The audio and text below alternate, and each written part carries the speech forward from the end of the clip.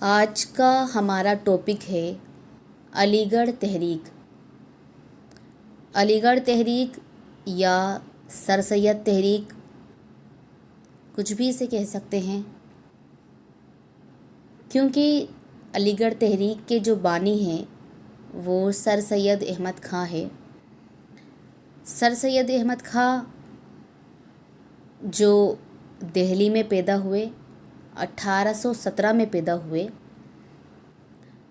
سر سید ایک ایسے انسان تھے جو بیدار مغز رکھتے تھے، یعنی جن کا ذہن جو تھا وہ بہت کھلا تھا، نرم دل رکھتے تھے، اور مستقبل میں ہمارے کیا ہوگا اس بات کی فکر سر سید کو بہت ستا رہی تھی۔ سر سید نے جب یہ دیکھا کہ 1857 کی جنگ آزادی میں ہمارے بہت سے مسلمان، ہماری بہت سے قوم کے لوگ مارے گئے ہیں، تباہ ہو گئے ہیں، پریشان ہوئے ہیں، اور 1857 کی جنگ نے جو ایک تلاطم، جو ایک طوفان برپا کیا ہے، اسے سر سید نے خود اپنی آنکھوں سے دیکھا تھا۔ سر سید چاہتے تو اپنا الگ ایک گوشہ عافیت تلاش کر سکتے تھے، یا یہ کہہ سکتے ہیں کہ اپنی سکون کی زندگی وہ گزار سکتے تھے، لیکن نہیں، سر سید نے اپنے بارے میں نہ سوچ کر کے پوری قوم کے بارے میں سوچا، اور یہ چاہا کہ جو میری قوم ہے وہ برباد ہونے سے بچ جائے، اور میری قوم تعلیم حاصل کرے اور اپنے مقاصد کو پورا کرے۔ ایک طرح سے ہم یہ کہہ سکتے ہیں کہ سر سید تحریک کا یا علی گڑھ تحریک کا جو چشمہ ہے وہ 1857 کی جنگ آزادی سے پھوٹا ہے۔ سر سید تحریک کو ہم یہاں سمجھانے کی کوشش کریں گے۔ آپ پہلے اسے آرام سے سنیں، اس کے بعد ہی نوٹ ڈاؤن کریں، کیونکہ جب تک آپ کو سمجھ میں نہیں آئے گا آپ اسے لرن نہیں کر پائیں گے، یاد نہیں کر پائیں گے، اور ایگزامز میں آسانی سے لکھ نہیں پائیں گے۔ سر سید نے جو علی گڑھ تحریک شروع کی یا علی گڑھ تحریک کے لیے جو کچھ کام کیا، اس کے بہت سے مقصد تھے۔ ان مقاصد کو ہم 5 چیزوں میں یا 5 ٹائپس میں بانٹ سکتے ہیں، یعنی سر سید کیا کیا چیزوں کو آگے بڑھانا چاہتے تھے، کن کن چیزوں کو آگے لے جانا چاہتے تھے۔ تو 5 چیزیں یا 5 مقاصد۔ پہلا جو مقصد تھا سر سید کا وہ تھا تعلیم، دوسرا تھا سیاست، تیسرا تھا مذہب، چوتھا تھا ادب، اور 5واں تھا معاشرت۔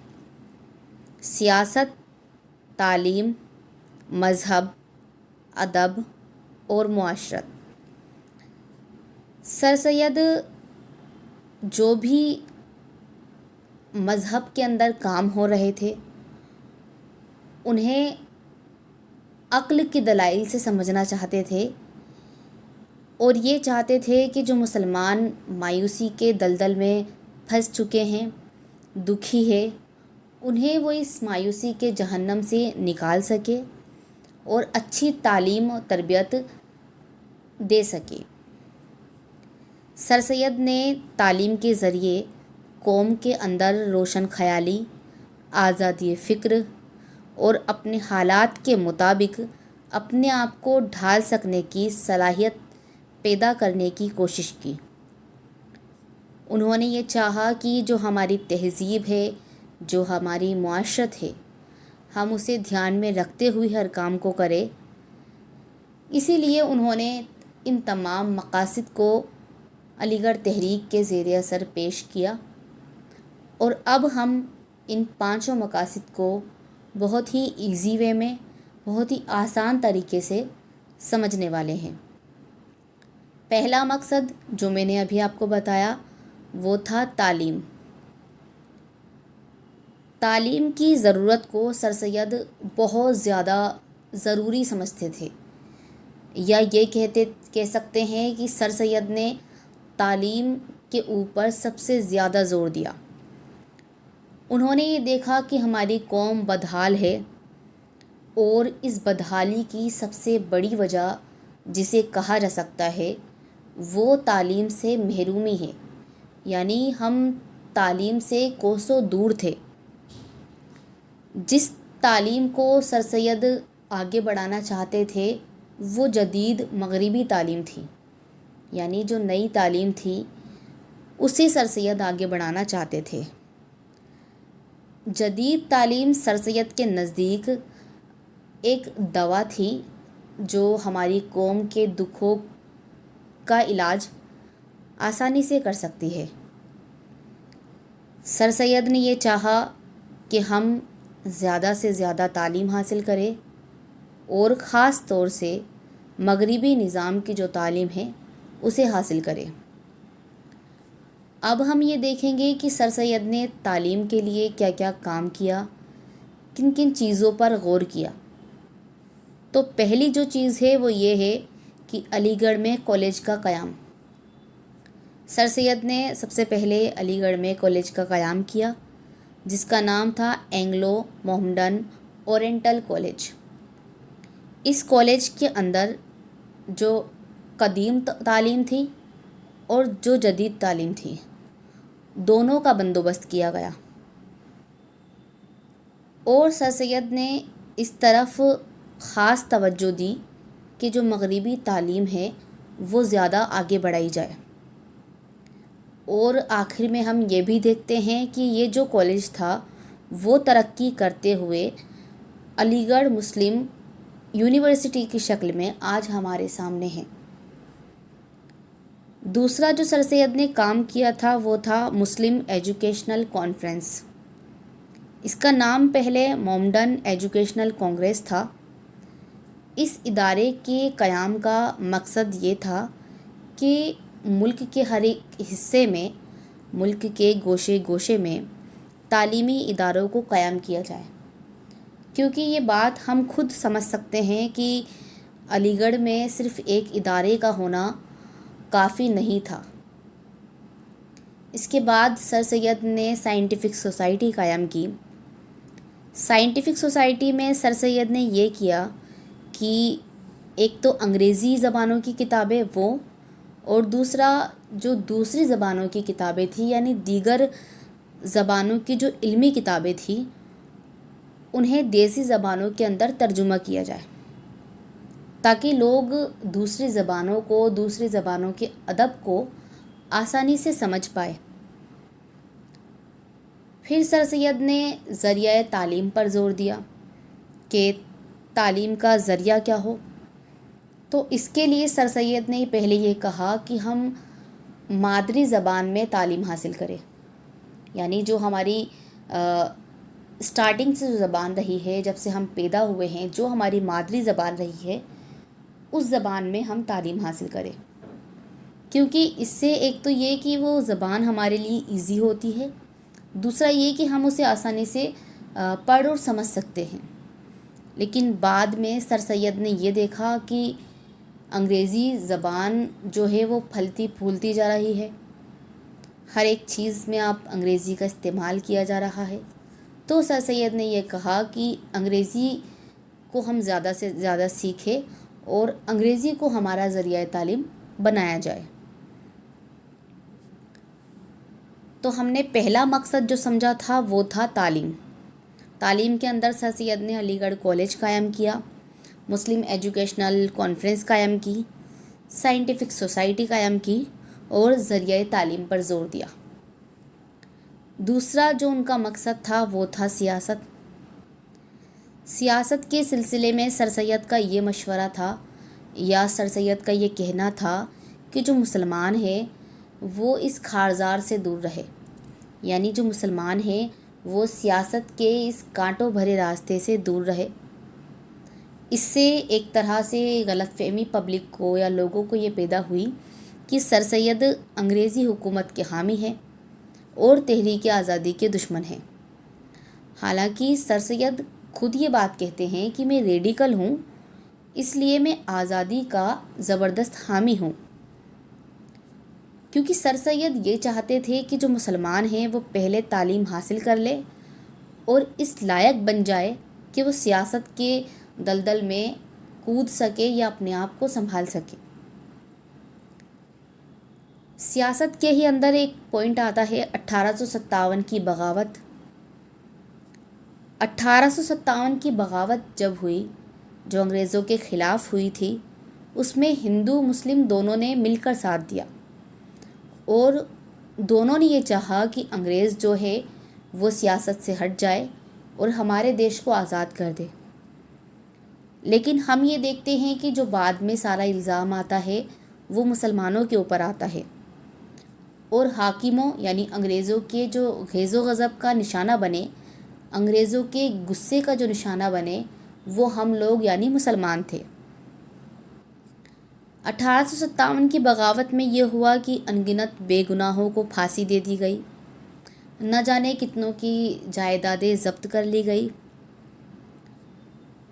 اس لیے سر سید کو یہ اندیشہ ہوا کہ اگر مسلمان آزادی تحریک میں حصہ لیں گے تو جوشیلی طبیعت رکھنے کے سبب پیش رہیں گے اور ظالم حکمرانوں کے ہاتھوں پہلے سے زیادہ برباد ہوں گے۔ پھر آتا ہے کانگریس میں شرکت کا سوال۔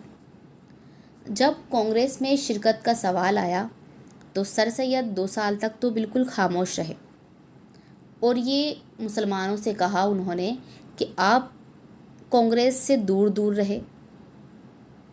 جواہر لال نہرو نے بھی ان کے اس فیصلے کو حق بجانب کہا اور یہ کہا کہ پہلے جو مسلمان ہیں وہ اچھے سے تعلیم حاصل کرے اور اتنی قوت اپنے اندر پیدا کر لے کہ وہ اس راہ پر چلنے کے لائق ہو جائے۔ تیسرا سر سید کا جو مقصد تھا وہ تھا مذہب یعنی مذہب کی اصلاح کے لیے وہ بہت کچھ کرنا چاہتے تھے،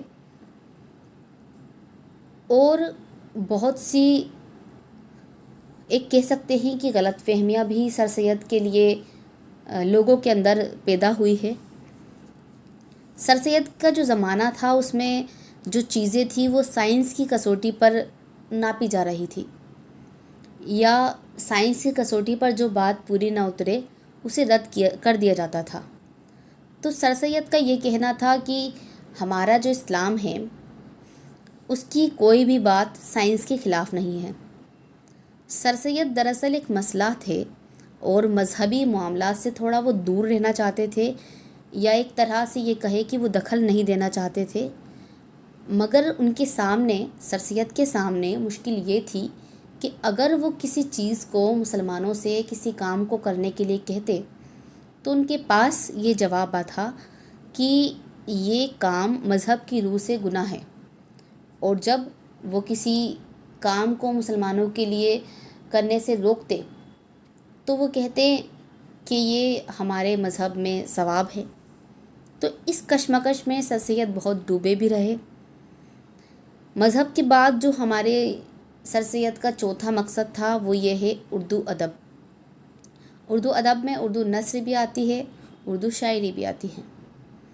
نثر کے اندر سر سید نے یہ دیکھا، یا ہم یہ کہہ سکتے ہیں کہ سر سید کے زمانے سے پہلے تک سر سید نے یہ دیکھا کہ بہت سی کتابیں جو ہے وہ عبارت آرائی سے بھری ہوئی ہے، اس میں جھوٹ بھرا ہوا ہے، مبالغہ یعنی حد سے زیادہ بڑھی ہوئی باتیں بیان کر دی گئی ہے، بہت ہی مشکل زبان کا استعمال کیا جا رہا ہے جو لوگوں کو پسند نہیں آتی تھی یا لوگ اس طرف توجہ نہیں دیتے تھے۔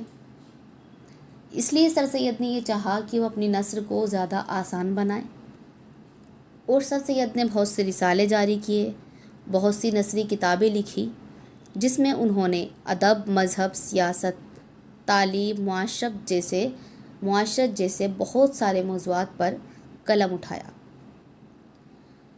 اس کے لیے انہوں نے ایک اہم کام انجام دیا جو تھا تہذیب الاخلاق کا۔